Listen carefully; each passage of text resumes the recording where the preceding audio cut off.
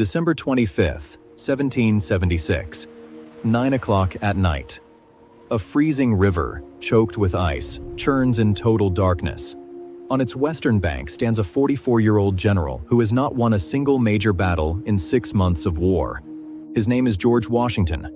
His mission: cross this river, march 9 miles through a blizzard, and attack a garrison of Hessian soldiers before dawn. Everyone who studies this war expects one outcome. The Continental Army is finished. What actually happened over the next 12 hours would be called, by historians 2 centuries later, the turning point that saved the American Revolution.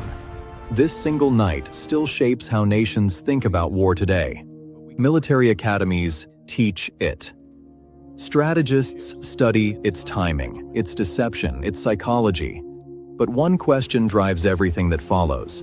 How does a broken, starving, half-naked army cross an ice-choked river on the coldest night of the year and defeat professional soldiers who have never lost a battle?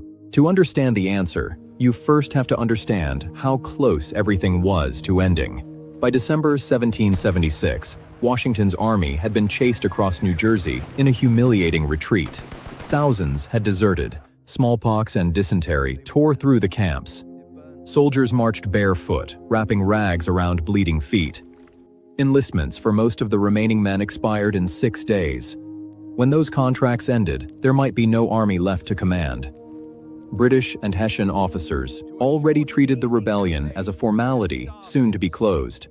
Congress had fled Philadelphia. Thomas Paine, marching with the retreating army, wrote that these were the times that tried men's souls. Nobody wrote that sentence about a war that looked winnable. Washington himself had spent most of his career failing upward.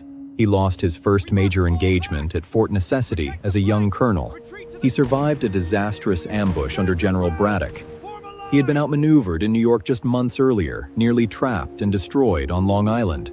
But failure had taught him something most confident men never learn: patience under humiliation, and an instinct for how fear moves through an army faster than any weapon. That instinct was his secret.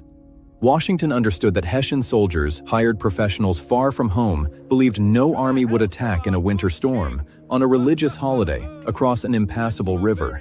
He didn't need to outfight them. He needed to become the threat they considered impossible. So the plan looked, at first, like madness. Cross at night. Cross in a nor'easter of sleet and snow.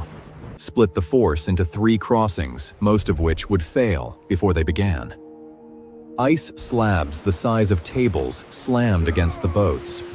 Colonel John Glover's Massachusetts mariners, men who had once hauled fishing nets, now fought the current itself, ferrying horses, cannon, and 1,800 half-frozen soldiers across water that could kill a man in minutes.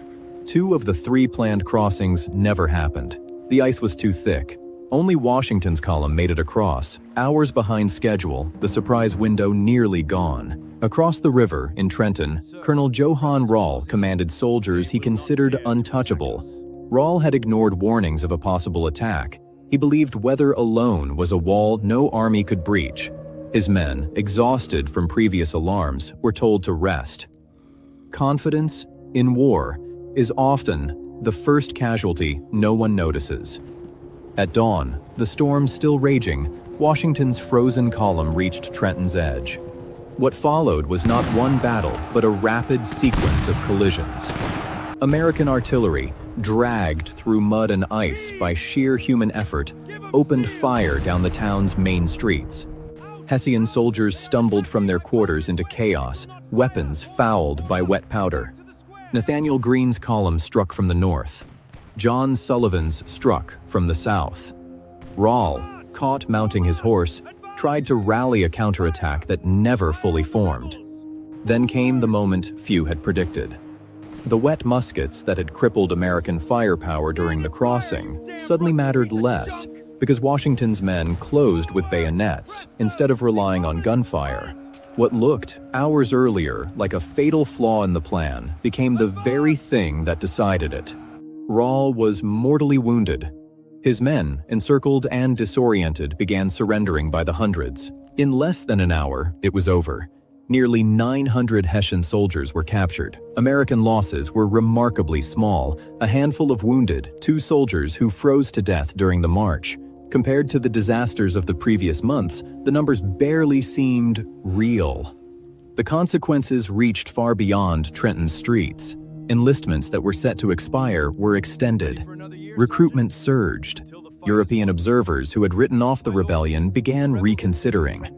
Historians would later place this raid alongside history's great morale-shifting victories, moments when survival itself became proof of destiny. Today, Trenton's riverbank is quiet. Joggers and cyclists pass where frozen soldiers once dragged cannon through ice. Nothing about the peaceful water suggests what happened there before sunrise on a forgotten Christmas night. But the outcome of that crossing still echoes because it proved something simple and enduring. Sometimes the boldest path is the only survivable one. If you're drawn to moments where a single decision reshaped history, there are more stories like this one waiting to be told.